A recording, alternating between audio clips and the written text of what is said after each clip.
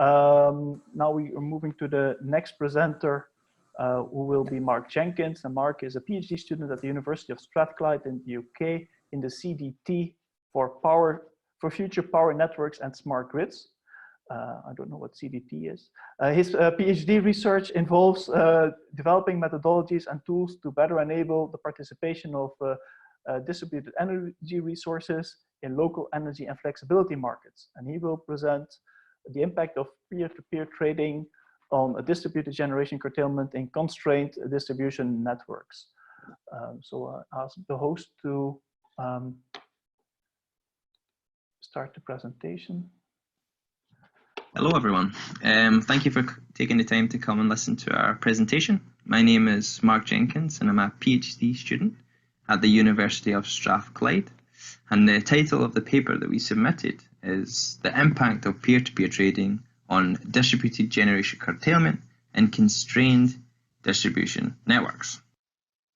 Okay, so I thought it would be useful to start with a brief introduction to provide some context into the work carried out for this paper. As I'm sure you all be aware, the power system has seen and will continue to see changes driven by the need to decarbonise the network. Over the past decade or so, the power system has seen an increasing number of distributed energy resources connected to the network, and as we look into the future, these resources will become more prevalent. However, to ensure reliable, secure and cost-efficient energy supply, the general consensus is that the way we manage, consume and generate our energy, it must be more flexible. And as such, we are seeing an increasing trend towards peer-to-peer and local energy markets. So with that said, a simple question could be, what does a future with peer-to-peer energy trading look like? And actually, you wouldn't need to look too deeply to find an abundance of studies referencing this kind of decentralized trading. But what we noticed, at least, was a lack of consideration for two things. And that is, to what extent do these trades need to interact with the underlying physical system? And what are the impacts these trades have on existing rights of access? So in essence, the premise of our paper was to investigate the impacts that such trading has on network operation, and in particular, what are the impacts this trading has on existing distributed generation. In order to do that, it would be useful to understand in a UK context how exactly distributed generation is connected and managed right now. Commonly in the UK, it is connected through active network management, which in basic terms is a control and monitoring system that manages in real time the local generation and demand.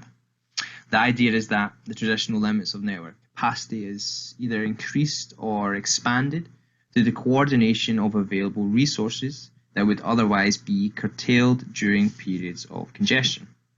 In the UK, active network management has become the industry standard approach towards the facilitation of renewables, but with that said, the approach does have its drawbacks and challenges, and it mostly comes in the form of how these generators are curtailed during periods of congestion. So in the UK, generators within A&M schemes are usually granted non-firm connections that are subject to curtailment. The rules which define this method of curtailment are often referred to as principles of access, or POAs, and the most common of which in the UK is last in, first out, or LIFO. And this is a non-technical arrangement whereby curtailment is based on the date of connection, meaning during a period of congestion, the first generator to be curtailed would be the last generator that was connected to the scheme. The reason this POA is most commonly used is because it is relatively simple and easy to implement and manage. However, it does have its main significant drawback. For example, if congestion interrupts a higher priority generator, that is a generator that was connected earlier in the scheme, the lower priority generator would be curtailed to zero, regardless if its output contributes to the constraint or not. So as you can imagine, with the introduction of peer-to-peer trading, which is often praised as being decentralized and autonomous, it can create a particularly complex situation, especially when managing them in series with schemes like LIFO that curtail generation and a non-technical basis. So how exactly will peer-to-peer trading manifest within the power system? From our research, we have seen three main prominent designs, and that is fully peer-to-peer markets, community-based markets, and hybrid markets, which is simply a combination of the first two designs. What distinguishes these designs is the degree of their hierarchical oversight or control, as well as the allowable trades, be it from the size, the location, or the distance between the peers. However, regardless of how the markets may look, the participants will always have restrictions imposed by network limits, as well as technical limitations. The absence of such considerations may not only lead to operational issues, but potential conflicts of interest, particularly ones that have existing rights of access. So for this paper, we aim to design a tool that could address the three main points we agreed to be important, and that is peer-to-peer trades, generation interface through non-firm principle of access agreements, and most importantly, and modelled in an environment where full AC network constraints are realised. I think it's important to note the emphasis on the last point. As in our research, we have noticed that a majority of studies have used OPF approximations, be it DC OPF or even sensitivity matrices, that when considering low voltage networks, their assumptions no longer hold. So the basis of our tool is an extension to the standard AC OPF formulation, where there is a minimization problem subject to full AC network constraints. Now, typically in AC OPF formulations, the objective function is used to minimize the cost of dispatch while satisfying physical network limitations. However, in our model, we have augmented this objective function to represent two different LIFO curtailment principles. The first of which is the standard industry standard approach, which we have called strict LIFO, and that does not allow for any out-of-merit dispatch. And the second of which is the technical best LIFO, which we have done to relax the rules that allows for out-of-merit dispatch. The way in which we model these two methods is through the use of pseudo cost curves that, instead of cost of generation, reflect their position in the LIFO stack. So for example, the generator that's first connected to the scheme would cost 1, and the second would cost 2, and so on. So as the OPF minimizes costs, what it's actually doing is prioritizing the dispatch of higher priority generators within the stack. Now at this point, without additional constraints, the OPF has the flexibility to allow out-of-merit dispatch. For example, it could curtail a higher priority generator to allow the output of lower priority generators as long as their output brings a net benefit towards the utilization of network capacity for the stack as a whole. However, in order to achieve strict LIFO, the method most commonly used in the UK right now, we need to adjust each generator's cost based on the physical output of a higher priority generator. For example, if the generator that costs 1 cannot reach its output capacity, the generator that costs 2 has its cost adjusted to a point where it is significantly higher than the grid supply point. This adjustment cascades down the LIFO stack, and what it results in is the OPF always prioritizing the use of the grid supply point over the use of lower priority GGs when there is a constraint. Lastly, to incorporate peer-to-peer trading within our tool, we established a process that allows for peers to directly negotiate and agree upon bilateral contracts which consist of the magnitude of the power exchanged and its location. It should be noted that these trades do not have any conventional intermediaries overseeing the exchanges, which means the bilateral contracts are physical notifications. The reason for this approach was to simulate an environment where a fully autonomous peer-to-peer market is established and shares a network with an existing LIFO scheme. So these trades form what we've called a matrix of transactions, and if you sum this matrix with the power delivered by the pool, what you get is the total power required at the system at this time. What we then do to model the physical notification is we set the lower bound of the generator and the peer-to-peer contract to the respective value within the transaction matrix. So to test our tool, we took a network from the UK Generic Distribution Systems library and we installed 3 different generators at 3 different locations of the network. Now, given that in theory these generators could be installed at different times, this gives us 6 potential different LIFO stack arrangements depending on the priority ordering of each generator, which we have called scenarios.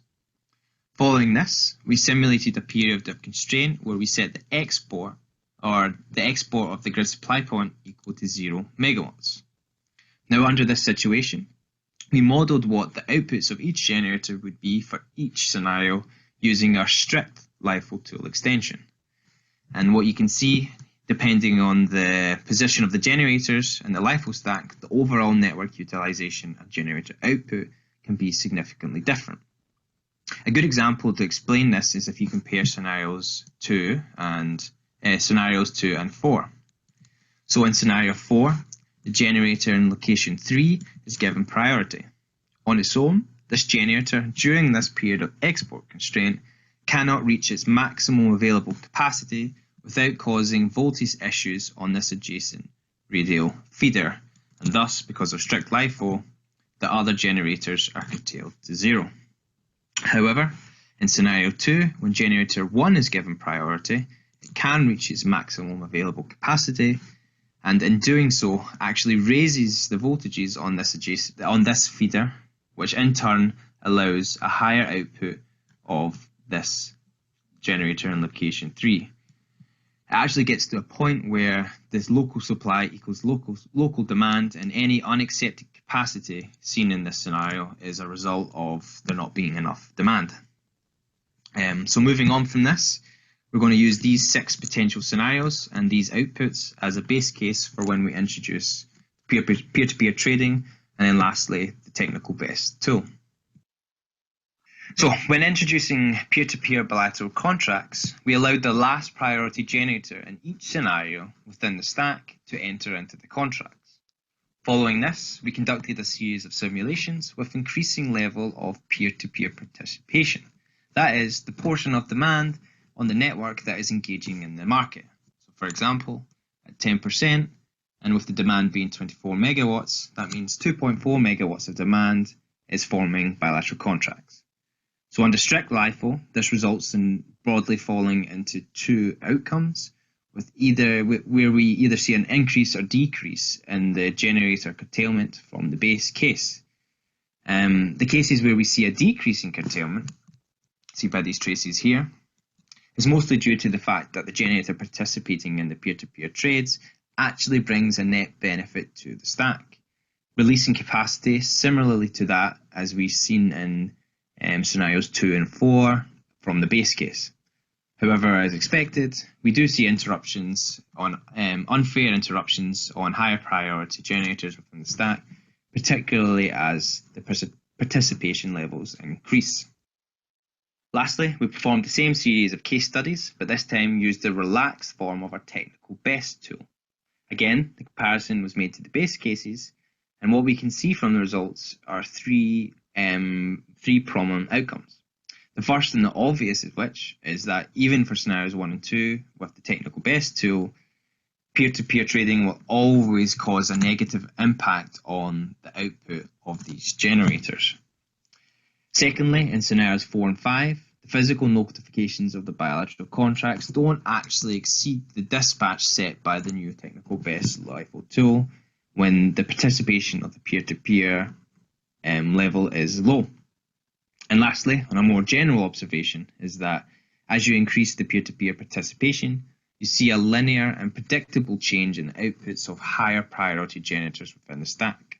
In other words, adopting a more technical approach to LIFO curtailment can in some cases actually minimize the overall impact of peer-to-peer trading. So in conclusion, we are seeing a drive towards flexibility in power systems, and as such, we are seeing an increasing trend towards peer-to-peer and local energy markets. From our work, we have highlighted the potentially significant conflicts of interest and unintended consequences between existing rights of access and new market arrangements. Although we do not advocate either way, we do advocate that these interactions be studied further using appropriate tools in the process. For example, these interactions can be rather complex and there is no one-size-fits-all solution. Having said that, future work for us involves investigating the mechanisms, such as market signals, that can inform and influence of potentially negative peer-to-peer trades. Thank you for listening, and we welcome any questions that you may have. Thank you very much, Mark. It's a very interesting presentation.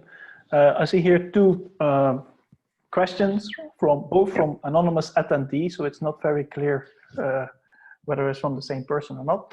But the first question reads as following: will LIFO still prove applicable in a peer-to-peer LV residential environment where micro-generation and distributed energy resources are the primary source of local generation? Could a pro-rata based approach for a local benefit prove more appropriate? Yeah, so I think the person asking the question is correct that LIFO basically, as more and more resources become on the network and start trading, this scheme will become less applicable, basically due to its nature of the fact that it's managed on a non-technical basis, which, so the question is, could pro-rata be better? I think maybe in some cases it could, but it would still fall prey to the fact that pro-rata would be, they distribute the output of all generators until the constraint is satisfied. But if one generator is unfairly contributing towards the constraint, then you could still see excessive curtailment levels. Yeah. Okay, thank you. Then another question, probably from another anonymous attendee. Thank you for the presentation. I had previously assumed peer-to-peer trading was usually discussed in terms of low voltage residential scales rather than on the medium voltage, high voltage circuits. I suppose peer-to-peer trading is of course possible in principle at any voltage level. Do you think it is more likely to take off at the medium voltage, high voltage level rather than the low voltage residential level? Yeah, I guess they are correct. It's more likely that it will be in the low voltage network. But the reason we concentrated on the higher ones is because if you look at some of the projects that are going on, the open networks projects and the ENA open networks projects, they are discussing the possibility for generators within LIFO stack to trade their position within the stack itself and also trade capacity. So that will be done under our peer-to-peer market framework. So that's one of the main reasons that we concentrated on looking at the sort of medium voltage level.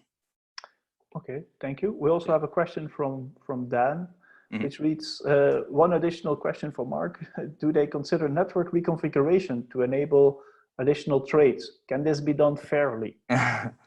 Could be done fairly. I'm not sure. We actually didn't consider any network reconfiguration possibilities, but I guess that could be something that would be interesting to look at.